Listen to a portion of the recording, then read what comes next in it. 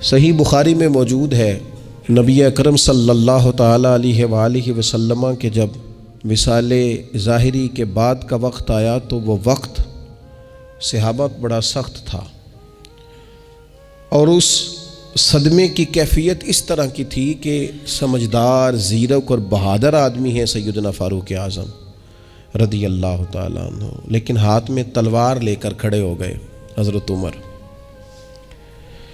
محدثین نے لکھا ہے کہ حضرت عمر فرماتے تھے حضور کے وصال کے بعد کہ اگر کسی نے کہا کہ نبی پاک علیہ السلام کا وصال ہو گیا تو میں گردن اڑا دوں گا۔ پریشان تھے، اور صحابہ کی کیفیت بڑی عجیب تھی۔ اچانک حضرت صدیق اکبر آئے۔ حضرت صدیق اکبر بھی ہیں اور حضور کے سب سے بڑے عاشق بھی ہیں، لیکن آتے ہی پہلے نبی پاک علیہ السلام کے حجرہ نور میں داخل ہوئے، حضور کے مقدس پیشانی پر بوسہ دیا۔ آنسو تھے کہ بے اختیار ہی نکل گئے۔ جنہ دے دل بر جانی وچھڑن کون روے پھر تھوڑا۔ تھوڑی ہی دیر کے بعد اپنے آپ کو سنبھالا۔ ہمارے ہاں نا بعض لوگ دعوی محبت کرتے ہیں، مشن کے ساتھ ہی نہیں بنتے۔ کہتے ہیں جی ہم بھی خادم ہیں، ہمارا بھی آپ سے تعلق ہے، لیکن کسی مشن میں اگر آپ ساتھ کہیں تو وہ لوگوں کے لیے مشکل ہو جاتا ہے۔ حضرت ابوبکر صدیق رضی اللہ تعالیٰ عنہ محبت بھی پوری کرنے والے اور مشن میں بھرپور ساتھ رہنے والے۔ حضرت ابوبکر صدیق حضور علیہ السلام کی بارگاہ میں حاضری دے کے باہر نکلے اور حضرت عمر فاروق رضی اللہ تعالیٰ عنہ کی کیفیت کو دیکھا، اور صحابہ کرام علیہم رضوان کے مچلتے اور بے چین جذبات کو دیکھا، تو جناب ابوبکر صدیق نے سب کو بیٹھنے کا کہا۔ حضرت عمر ذرا شدت والے تھے جذبات کے تعلق سے، کہا بیٹھ جائیے، وہ نہ بیٹھے تو حضرت سیدنا صدیق اکبر نے پھر فرمایا، میں نے کہا بیٹھ جائیے۔ حضرت عمر بیٹھ گئے۔ اب پتہ ہے حضرت صدیق اکبر نے کیا کیا؟ قرآن مجید کی ایک آیت پڑھی، وَمَا مُحَمَّدٌ إِلَّا رَسُولٌ، فرمایا محمد صلی اللہ تعالی علیہ وسلم ایک رسول ہیں، قد خلت من قبلہ الرسل، ان سے پہلے بھی رسول گزر گئے، تو کیا اگر وہ وصال فرما جائیں یا شہید کر دیے جائیں تو تم الٹے پاؤں پلٹ جاؤ گے؟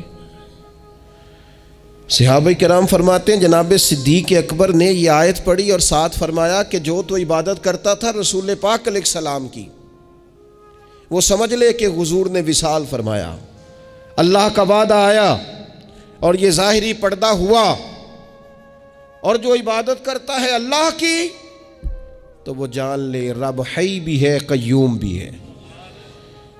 صحابہ فرماتے ہیں کہ حضرت صدیق اکبر نے آیت تلاوت کی تو ہمیں سمجھ آئی، اور حضرت ابوبکر صدیق نے آیت تلاوت کی تو ہمیں یوں لگا کہ یہ آیت آج ہی کے موقع کے لیے گویا نازل ہوئی ہے، اور فرماتے ہیں ہمیں سمجھ آئی کہ ابوبکر صدیق ہمیں کیا سمجھا رہے ہیں۔ انہوں نے امت کو سنبھالا دیا، امت کو انہوں نے پوری طرح مضبوطی سے تھاما۔ حضور سید عالم علیہ السلام کے بعد وہ صدموں کا بوجھ جتنا ان پر تھا کسی پر نہیں تھا، لیکن نظریات کو بھی تو بچانا ہے نا، مشن کی بھی تو بات کرنی ہے نا۔ وہ ساری راہیں جن کا تعین کر کے رسول پاک علیہ السلام نے امت کو عطا کیا ہے، ان سارے رستوں کا امت کے لیے کھلا اور واضح رہنا بھی تو ضروری ہے۔ تو ہر فتنہ جو حضور کے بعد سر اٹھاتا جناب ابوبکر صدیق اسے کچلتے۔ یہ جو لوگ حضرت عمر فاروق رضی اللہ تعالیٰ عنہ کی باتیں سناتے ہیں نا، بہت زیادہ ہم بھی سناتے ہیں اور سنانی بھی چاہیے، لیکن حضرت عمر فاروق رضی اللہ تعالیٰ عنہ نے یہ جو بھرپور حکومت کی ہے نا، اس کی بنیاد بھی جناب صدیق اکبر ہے۔ حضرت صدیق اکبر رضی اللہ تعالیٰ عنہ نے تمام فتنوں کا سر کچل کر اٹھنے والی ہر اس بری ہوا کو دبا کر حالات کو مضبوط کر کے پھر حکومت حضرت عمر فاروق کو دی ہے۔ اور پھر حضرت عمر کے لیے آسان تھا، فتنہ کوئی نہیں تھا، اب رستہ ہموار تھا، لہٰذا انہوں نے بڑے اچھے طریقے سے اس سلسلے کو چلایا۔ تو سب سے پہلے تو اس بات کو سمجھ لیں کہ جناب ابوبکر صدیق نظریات کی، ہمارے ہاں کچھ لوگ ایسے ہوتے ہیں جو پیر صاحب کے مرید ضرور ہوتے ہیں، لیکن وہ کسی دکھ سکھ میں، کسی خدمت میں، کسی مشن میں، کسی ڈیوٹی میں شامل نہیں ہوتے۔ وہ کسی خاندان کے ممبر ضرور ہوتے ہیں لیکن وہ کہیں اپنا حق تو جتلاتے ہیں پر خاندان کی مشکلات میں ساتھ نہیں ہوتے۔ کچھ لوگ کسی جگہ شاگرد ضرور ہوتے ہیں لیکن وہ سند ثابت کرنے کے لیے انہیں دکھانا پڑتا ہے کہ میں فلاں جگہ شاگرد ہوں، ورنہ کوئی معاملہ کوئی نہیں ہوتا۔ مشن کے ساتھ چلنا اور مشن کی ڈیوٹی کرنا اور مشن کی بابت آگے بڑھنا یہ اصل کام ہے۔ حضرت صدیق اکبر رضی اللہ تعالیٰ عنہ کا کمال یہ ہے کہ وہ رسول پاک صلی اللہ تعالیٰ علیہ وسلم پر فدا بھی ہر وقت تھے اور حضور کے مشن کے ساتھ باوفا بھی ہر وقت تھے۔ لہٰذا کچھ چیزوں کو سمجھنے کی ضرورت ہے، ہمیں تھوڑی آنکھیں کھولنی چاہیے اور کام کو کام سمجھنا چاہیے، ڈیوٹی کو ڈیوٹی سمجھنا چاہیے۔ حضرت ابوبکر صدیق رضی اللہ تعالیٰ عنہ میں ایک درد بھی ہے۔ درد بڑی قیمتی چیز ہے۔ یہ جو ہمارا زمانہ ہے یہ غرض مندوں کا ہے، درد مندوں کا نہیں۔ اس میں لوگ غرض مند ہیں، ضروریات سے متعلقہ لوگ ہیں، درد مند نہیں ہیں۔ اور اقبال کہتے ہیں کہ تمنا درد دل کی ہو تو کر خدمت فقیروں کی، نہیں ملتا یہ گوہر۔ کیا بات ہے جی، کس چیز کو گوہر کہا ہے؟ درد دل کو۔ نہیں ملتا یہ گوہر بادشاہوں کے خزینوں میں، گوہر۔ حضرت ابوبکر صدیق بڑے درد دل والے تھے۔ ایک وقت ایسا آیا کہ سارا مکہ مخالف تھا اور جناب صدیق اکبر رضی اللہ تعالیٰ عنہ کی طرف بھی سب حملہ آور تھے۔ ابن دغینہ ایک شخص تھا، اس نے حضرت صدیق اکبر کو پناہ دی اور کفار سے کہا کوئی ان کے قریب نہ آئے، خبردار میں نے ان کو پناہ دے دی ہے۔ اس زمانے میں ایک رواج تھا، جو کسی کو پناہ دے دیتا تھا لوگ سمجھتے تھے اب اس کی عزت اس کی عزت ہے، اب اگر ہم نے اس نے پناہ دی ہے، اس کو کوئی تکلیف دی تو اس کی ریٹ کو ہم نے چیلنج کیا۔ ابن دغنہ نے پناہ دے دی۔ حضرت صدیق اکبر رضی اللہ تعالیٰ عنہ سے اس معاہدے پر پناہ دی کہ آپ باہر نکل کے نماز نہیں پڑھیں گے، باہر نکل کے قرآن پاک کی تلاوت نہیں کریں گے، آپ اندر اپنے گھر کے اندر رہیں گے اور وہاں آپ قرآن شریف پڑھیں گے۔ حضرت ابوبکر صدیق گھر کے اندر بیٹھ کے قرآن پاک پڑھتے اور پڑھ کے اس درد سے روتے کہ قریش کی عورتیں اور بچے آپ کے گرد جمع ہو جاتے، قرآن سننا ہے۔ میرے صاحب قبلہ عالم فرمایا کرتے تھے جو بات تم پہ طاری نہیں ہو رہی وہ کسی اور پر کیسے ہوگی؟ جس نے تمہیں مزہ نہیں دیا جس بات نے، وہ کسی اور کو کیا دے گی؟ قرآن مجید جب آپ پورا مزہ لے کے نہیں پڑھ رہے، آپ کسی مجبوری کے تحت اسے دیکھ رہے ہیں، تو وہ دوسرے پر کیسے طاری ہوگا؟ آپ جب اس کا ذوق لیتے ہیں نا، اس کا لطف لیتے ہیں، او بھائی کسی رونے والے کو دیکھ کے بھی کبھی کبھی رونا آ جاتا ہے۔ آپ کو مزہ آ رہا ہوگا تو انشاءاللہ کسی اور کو بھی آئے گا، لیکن اگر آپ اس کا مزہ ہی نہیں لے رہے، اس کا لطف ہی نہیں لے رہے، آپ اس پورے ذوق کے ساتھ کام ہی نہیں کر رہے، تو پھر دوسروں کو کیسے مزہ آئے گا؟ حضرت صدیق اکبر درد سے روتے تو وہ قریش سارے اکٹھے ہو کے نا کفار ابن دغینہ کے پاس آ گئے، آ کے کہنے لگے کہ وہ تو ہماری تو ساری عورتیں اور بچے ابوبکر صدیق کے گرد کھڑے رہتے ہیں۔ وہ ڈر گئے کہ کہیں یہ مسلمان ہی نہ ہو جائے، کیونکہ پڑھتے تھے اور روتے تھے۔ انہوں نے کہا کہ ابوبکر کو منع کریں۔ بعض روایتوں میں تو یوں بھی آیا کہ ان سے کہیں کہ پڑھ لیا کرے قرآن پاک، پر پڑھ کے رویا نہ کرے۔ وہ جو درد ہے نا، وہ جو سوز ہے نا، وہ جو ان کے اندر کی کیفیت ہے نا، وہ لوگوں کو اپنی طرف کھینچتی ہے۔ ابن دغینہ نے آ کے حضرت صدیق اکبر سے کہا کہ بھئی یہاں تو آپ آہستہ پڑھیں، اونچا نہ پڑھیں، یا پھر میں اپنا ذمہ واپس لیتا ہوں۔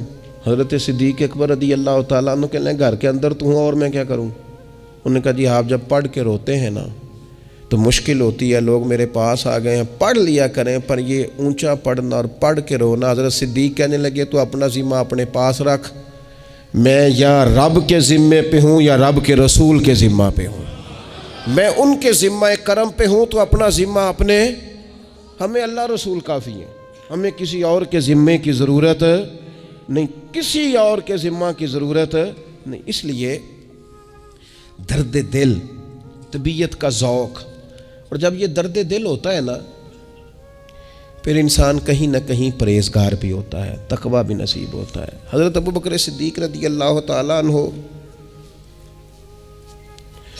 سادہ طرز زندگی کے قائل تھے۔ میرے دور کا مسئلہ ضروریات نہیں ہے، میرے دور کا مسئلہ خواہشات ہے۔ خواہشات ہر روز بڑھتی چلی جا رہی ہیں، اور کچھ لوگ ایسے ہیں جو غربت کی چکی میں پستے چلے جا رہے ہیں۔ کچھ اس لیے رات بھر نہیں سوتے کہ میں نیا ڈیزائن دیکھ کے آیا ہوں، کہیں ایسا نہ ہو کہ صبح میرے جانے سے پہلے کوئی اور نہ لے جائے، اور کئی اس لیے رات بھر نہیں سو پاتے کہ صبح اگر بچے فیس کا مطالبہ کریں گے تو میں نے کہاں سے دینی ہے۔ دنیا نے نا غلبہ کر لیا ہے۔ مال کمانا برا نہیں ہے، جتنا رزق حلال آپ کما سکتے ہیں کمائیں، لیکن اس سے دل لگا لینا، اس کی زیب و زینت میں الجھ جانا، ڈیزائنوں کے چکر میں پڑ جانا، نئی سے نئی برانڈ خریدنے کا موڈ بنا لینا، اپنے مزاج کی سادگی اور اپنے رویے کے حسن کو گوا بیٹھنا، شریعت اس کو پسند نہیں کرتی۔ حضرت صدیق اکبر رضی اللہ تعالیٰ عنہ نے نا پانی مانگا، مستدرک میں موجود ہے، تو ان کو پانی بھی دیا گیا اور شہد بھی دیا گیا، تو جیسے حضرت صدیق اکبر کے قریب گیا رونے لگے، اور اس درد سے روئے کہ جو قریب بیٹھے تھے وہ بھی سارے رو پڑے۔ حضرت صدیق اکبر رضی اللہ تعالیٰ عنہ کے درد نے درد بانٹا، تمنا درد دل کی ہو تو کر خدمت فقیروں کی۔ اس درد سے روئے کہ وہ سب بھی روئے۔ آپ تو تھوڑی دیر کے بعد خاموش ہو گئے، لیکن لوگ روتے ہی رہے، اور جب کچھ سنبھلے تو لوگوں نے پوچھا حضور کیا ہوا؟ امیر المومنین ہیں سیدنا صدیق اکبر، فرمانے لگے میں ایک دفعہ نبی پاک علیہ السلام کی بارگاہ میں حاضر تھا، تو حضور کسی چیز کو کہہ رہے تھے دور ہٹ جا مجھ سے، دور ہٹ جا مجھ سے، دور ہٹ جا۔ میں سمجھ نہ پایا، میں نے عرض کی یا رسول اللہ صلی اللہ تعالیٰ علیہ وسلم یہاں تو کچھ بھی نہیں ہے، آپ کس چیز کو دور ہٹا رہے ہیں؟ تو محبوب فرمانے لگے ابو بکر دنیا بن سنور کر میرے پاس آئی تھی، لیکن میں نے اسے کہا مجھ سے دور ہٹ جا، مجھے تجھے قریب نہیں کرنا۔ حضور فرمانے لگے ابو بکر دنیا جاتے ہوئے مجھے کہہ گئی ہے یا رسول اللہ صلی اللہ تعالیٰ علیہ وسلم آپ نے تو مجھے دور ہٹا دیا، پر آپ کے بعد والے مجھ سے بچ نہیں سکیں گے۔ یہ بات کہہ کر حضرت صدیق اکبر پھر رو پڑے، اور روتے ہوئے فرمانے لگے دیکھو دنیا ہم سے چمٹ گئی ہے، چھوٹ ہی نہیں رہی۔ یہ ہوا ہے، یہ بہت سارے لوگوں کے ساتھ ہوا ہے، اچھے لوگ تھے، دل صاف تھا، کیفیات درست تھی، لیکن پتہ نہیں دنیا کہاں سے آئی۔ خوبصورت لوگ تھے، میٹھے تھے، پیارے تھے، ان کی آنکھوں میں رسول رحمت علیہ السلام کی محبت کے آنسو تھے، وہ کیسے چمٹ گئی؟ کبھی بچوں کے نام پہ چمٹ گئی، کبھی گھر کی ضروریات کے نام پر چمٹ گئی، کبھی کہیں ہاتھ نہ پھیلانا پڑے تو کچھ کما لے اس نام سے چمٹ گئی۔ اگرچہ یہ باتیں تو معمول تھیں، لیکن چمٹ گئی دنیا۔ ڈھیر ساری جگہوں پہ دنیا کی زیب و زینت آ گئی، باطن کا حسن لے گئی، واپس نہ لوٹ آئیں۔ کچھ روایتی سادگی کا مزاج نہ اختیار کریں، کچھ تھوڑا سا جان چھڑائے نہ، کچھ ایک آنے والی رقم کو اپنے سے دور نہ کریں کہ نہیں چاہیے۔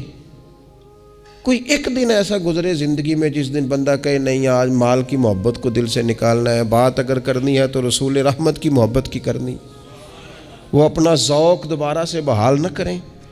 تو حضرت ابو بکر صدیق رضی اللہ تعالیٰ عنہ اس تقوی کے، اس پرہیزگاری کے، اس خوبصورتی کے مالک تھے، اور اسی طرز کو آپ نے آگے بڑھایا۔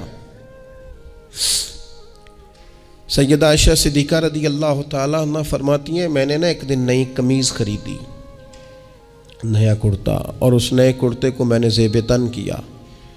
ہمارے گھروں میں جب زیب و زینت کا رواج آتا ہے تو آپ یقین کریں یہ نہ ختم ہونے والا موضوع ہے۔ کیا کہہ رہی ہیں خواتین؟ ان کے کپڑے پرانے تو نہیں ہوئے، پھٹ تو نہیں گئے، بس ڈیزائن بدل گئے۔ زندگی کو تھوڑا سا سادہ کریں، خوبصورت ہو جائے گی۔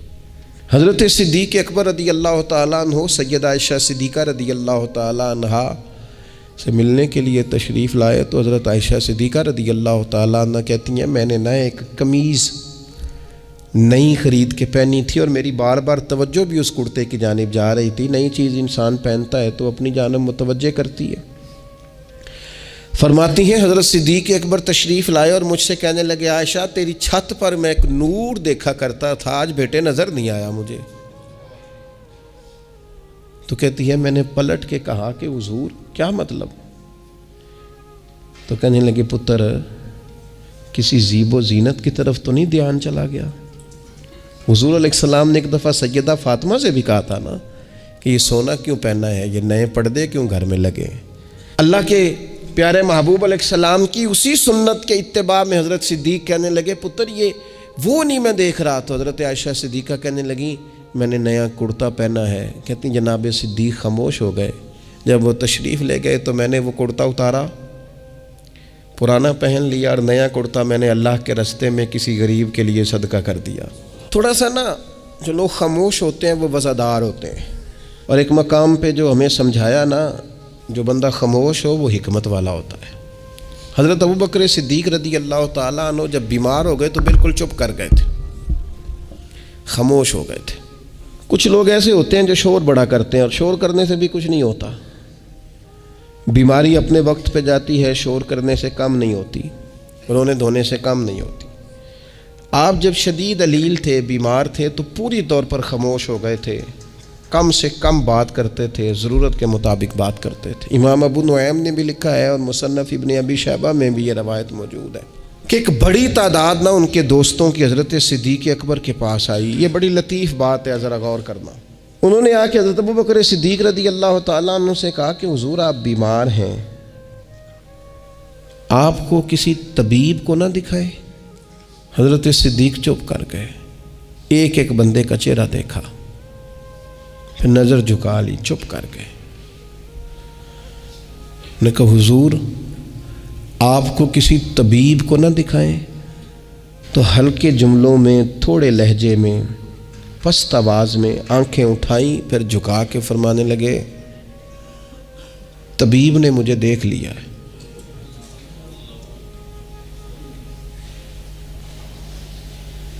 کہا حضور پھر اس نے کیا کہا ہے؟ پھر چپ کر گئے. تھوڑی دیر خاموشی کے بعد کہنے لگے اس نے کہا ہے فعال لما یرید,